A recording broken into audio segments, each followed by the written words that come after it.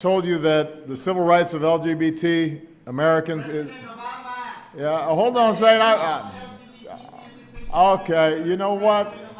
No, no, no, no, no, no, no, no, no, no, no. No, no, no, no, no, no. No, no, no, no. Hey. Yeah, listen. You're in my house. And you don't start... You don't... No, no, no. Come on. It's not, you know what? It's not respectful when you get invited to somebody.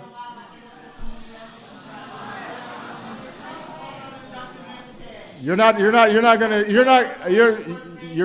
get a good response from me by interrupting me like this. I'm sorry. I'm sorry. No, no, no, no, no. No. No. No. Shame on you. You shouldn't be doing this. Come on. Can we escort this person out? Come on.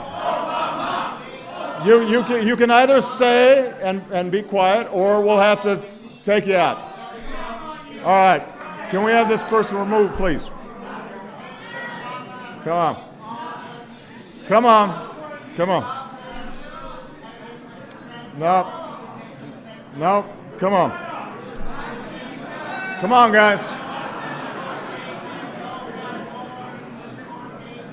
I'm just going to wait until we get this done.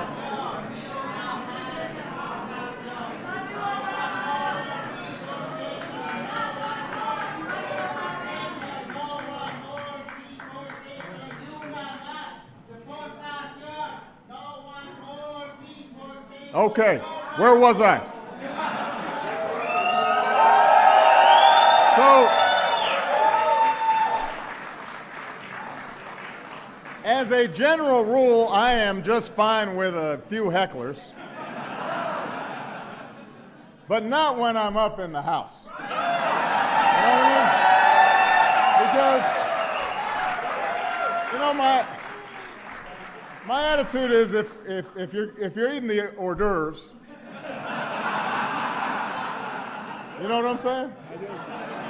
Okay. And drinking the booze. I know that's right.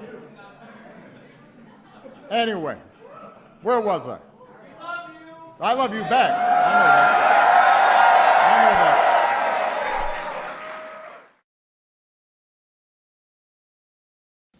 that. Thank you, Mr. President. I wanted to challenge you on one of the statements that you made in the tail end of the campaign in the midterms. That here we go. Well, if you don't mind, Mr. President, that this caravan was an invasion. As you know, Mr. President, I consider it to be an invasion. As you know, Mr. President, the caravan was not an invasion. It's a group of migrants moving up from Central America towards the border with the U.S. Thank you for telling me that. I appreciate it. Why did you characterize it as such? Because I consider it an invasion. You and I have a difference of opinion. But do you think that you demonized immigrants in this election to try to keep... I want them to come into the country, but they have to come in legally. You know, they have to come in, Jim, through a process. I want it to be a process, and I want people to come in, and we need the people. Your campaign... Wait. You know why we need the people, don't you? Because we have hundreds of companies moving in. We need the people. Right. But your campaign had an ad showing migrants climbing over walls and so on. Well, that's true. But they weren't actors. They're not going to be doing that. They weren't actors. Well, no, it's true. Do you think they were actors? They weren't actors. They didn't come from Hollywood. Right. These were people. This was an actual, you know, it happened a few days ago. And they're hundreds of miles away, though. They're hundreds and hundreds of miles away. That's not an invasion. Honestly, I think you should let me run the country. You run CNN. All right. And if you did it well, your ratings would be much better. If I may ask one other question, Mr. President. If I may ask one other question, are you worried? That's enough. That's enough. Mr. President, I was going to ask one of the other folks. That's enough. Pardon me, ma'am. Mr. President, that's enough. Mr. President, I had one other question, if I may ask, on the Russia investigation. Are you concerned that you may have... I'm not concerned about anything with the Russian investigation because it's a hoax. That's enough. Put down the mic. Mr. President, are you worried about indictments coming down in this investigation? Mr. President. I'll tell you what, CNN should be ashamed of itself having you working for them. You are a rude, terrible person. You shouldn't be working for CNN. Go ahead. I think that's unfair. You're a very rude person. The way you treat Sarah Huckabee is horrible. And the way you treat other people are horrible.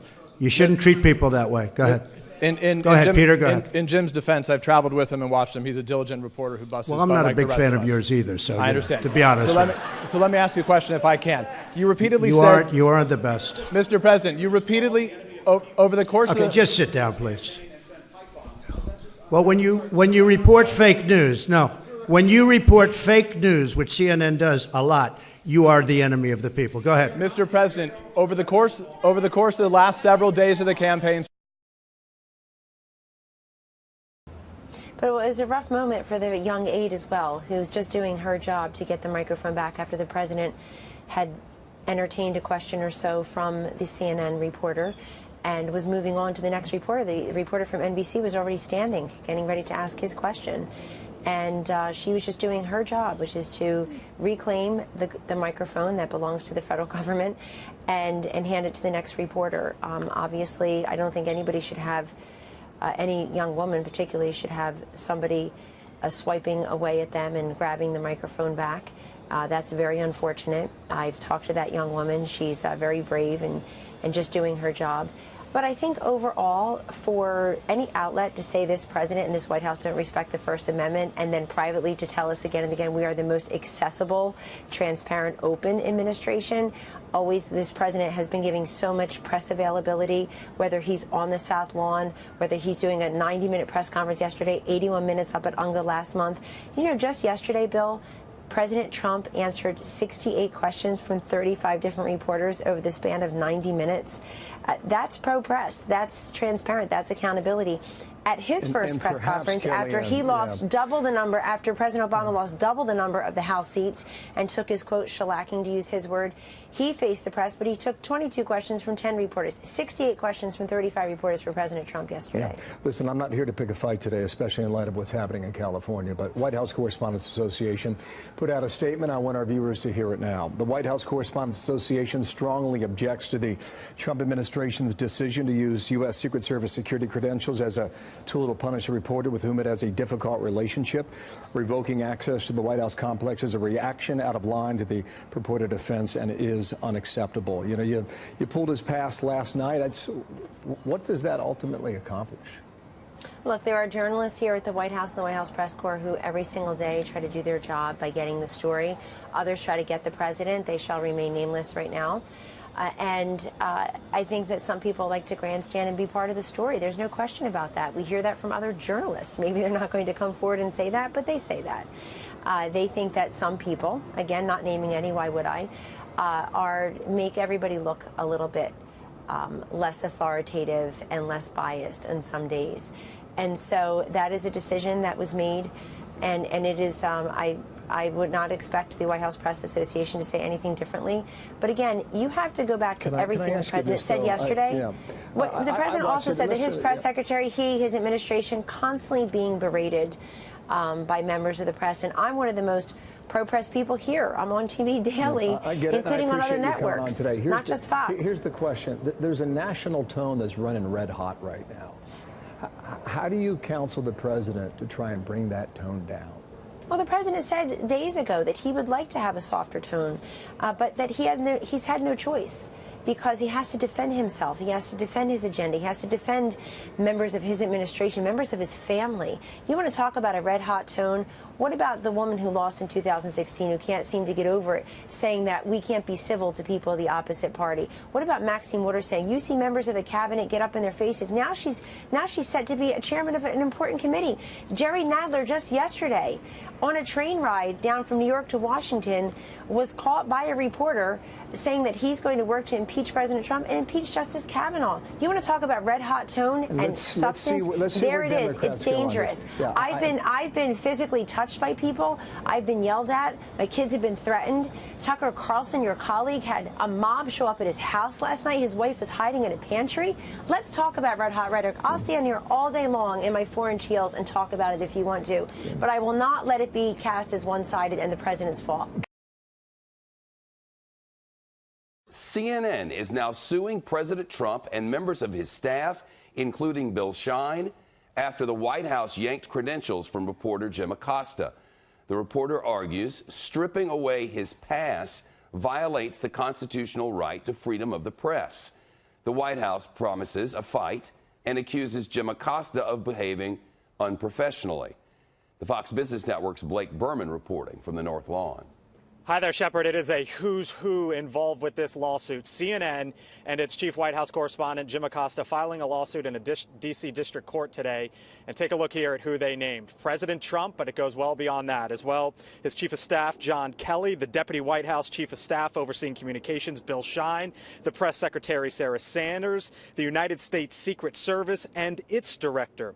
This, of course, stems from the White House's decision to strip Acosta from accessing White House grounds after last week's press conference in which he questioned the president, at one point refusing to give up the microphone when approached by a White House intern. CNN and Acosta say the aforementioned have infringed upon his First and Fifth Amendment rights. They have also taken issue with the process. Here's a part of the lawsuit, quote, defendants did not provide plaintiffs an opportunity to be heard before revoking Acosta's press credentials, nor have they provided him any avenue to challenge or appeal the revocation of his credentials. Rather, defendants have stated that they do not plan to ever rescind the revocation of Acosta's credentials. Sanders issued a statement saying that CNN, in her words, is grandstanding and that they will fight this suit. It ends with the following, quote, the First Amendment is not served when a single reporter of more than 150 present attempts to monopolize the floor. If there is no check on this type of behavior, it impedes the ability of the president, the White House staff, and members of the media to conduct business. By the way, the White House Correspondents Association has backed CNN and Acosta. They end a statement by saying, quote, the president of the United States should not be in the business of arbitrarily picking the men and women who cover him. Representing CNN and Jim Acosta in this case, Shepard, is Ted Olson. He is a big-time lawyer here in Washington, D.C., known back for his Bush v. Gore fame. Thank you, God bless you, and God bless America.